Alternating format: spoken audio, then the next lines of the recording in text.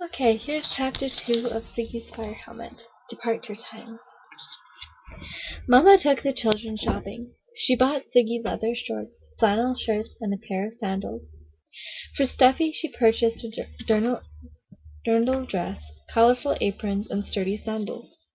While Mama waited through the long line of customers at the cashier's cage, Steffi dashed to the stationery counter, and Siggy bought batteries for his transistor radio. Early one smoke-hazy June morning, the youngsters snapped their suitcases shut, told Papa good-bye, and climbed into the car. Mama steered into the heavy commuter traffic. She could always hold her own in the asphalt jungle filled with crazy drivers. Siggy watched the passing buildings with a feeling of regret.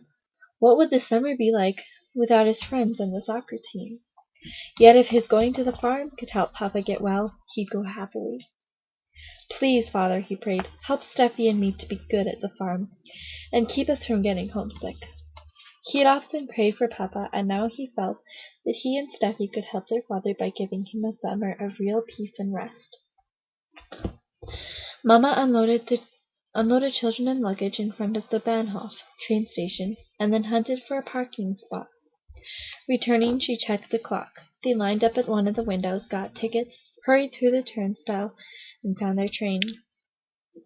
On the platform, Mama pulled Siggy aside. Taking a faded photograph from her purse, she said, "Give this to Grandfather at a good time, Siggy. After he has accepted the photo, please bring Grandfather back." "What if Grandfather doesn't want to come?" Siggy asked. "Then ask him to call or write." Mama's voice was intense. "Please, Siggy. It would mean a lot to Papa." "I'll try my best, Mama." Mama's face relaxed. She squeezed Siggy's hand and then stepped back. Siggy boarded the compartment, not a second too soon, for the train was already vibrating. "Auf Wiedersehen, children. See you in the fall," Mama called up to their window. "Auf Wiedersehen." Siggy and Steffi waved back. The train rolled out of the city. While it chugged through the sooty industrial area, Siggy studied the photo Mama had given him. It showed a dashing young fireman, Grandfather.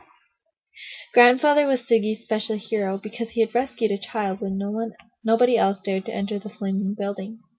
Seconds after he snatched the tot from its burning bed, the house collapsed. Grandfather had struggled down the ladder, the limp child in his arms. For his brave deed, Grandfather had been awarded the Medal of Valor, a distinction few men in the country called their own. Papa had retold the story many times. The ribbon medal on the fireman's chest looked impressive.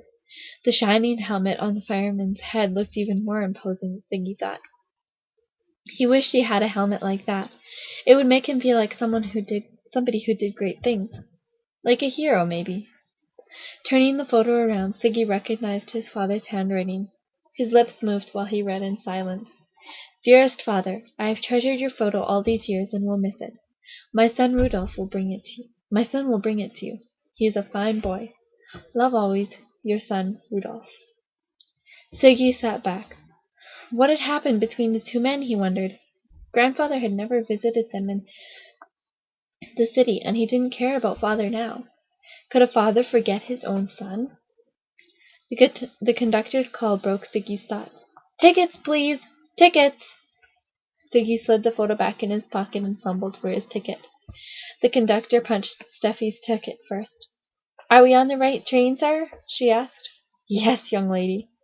The conductor tipped his uniform cap. After the official had punched a neat hole into Siggy's ticket, Siggy grinned at his sister. "You're making a big adventure out of a train ride," he teased. Steffi bristled. "A train ride to the mountains is an adventure. You'll have to admit that, Sig." Siggy admitted that.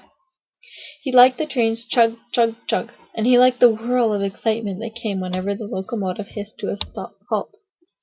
Different kinds of travelers rushed through the aisle, carrying suitcases, knapsacks, or skis. Foreign languages drifted through the noises of clanking irons, shrilling whistles, and slammed compartment doors. The scenery rolled past the windows like moving picture strips, toy-like villages and green surroundings. crystal lakes and emerald forests. Green fields looked like topsy-turvy patchwork quilts. Never before had Sigi seen such splendid backdrops in the showcases of art galleries that he passed on his way to school. Again the train slowed. Stuffy flattened her button nose on the window. "This is where we get off, Sig." "Already?" Sigi compared the station's name with the one on his ticket. It checked. Yanking the suitcases from the luggage rack, he hurried with Stuffy to get off the train. The station master blew his whistle and the train chugged away. The youngsters replenished their tickets, passed the turnstile, and turned around. "We made it!" Stuffy rejoiced. "We really made it, Sig!" "You act as if we'd flown over the North Pole," Sigi grinned. Now where was Uncle Vitus and his little boy? He wondered. Only a few passengers had alighted, and they quickly dispersed. A car started up at the curbside and streaked away. Where was Uncle? Sigi sniffed the spicy mountain air. "Uncle Vitus seems to be late," he said. "What if he doesn't come and get us?" Stuffy fretted. "He'll get us, Stuffy. Maybe his watch is off, or he had trouble with the car." Sigi scanned the empty street, hiding his uneasy feeling. A movement behind the waiting room window attracted his attention. Sigi shaded his eyes against the high sun. A black-haired youngster stuck out his tongue at them. Surprised at the boy's bad manners, Sigi looked away. The hands of the station clock moved on. No uncle showed. Stuffy's mouth began to quiver. "Where exactly is grandfather's farm?" Sigi shrugged. "In the woods someplace." "Didn't Aunt Matilda send directions?" "No, I guess she didn't think we needed them." Sigi hoped Stuffy wouldn't cry. The way she nibbled on her hair strands, it made him think that she might. "If nobody comes for us, we'll be stranded." "We'll be all right, Stuffy. Wait for me. I'll be right back." Sigi sprinted to the station's house. Sigi went inside, intending to ask the station master for directions. He looked around and spotted the ticket window, but it was closed. He dashed to the window and knocked on the glass. No response. He knocked again, harder than at first. No sound came from the other side. Apparently the station master had left soon after the train pulled away. Despair jolted Sigi. Stuffy was right. They were stranded.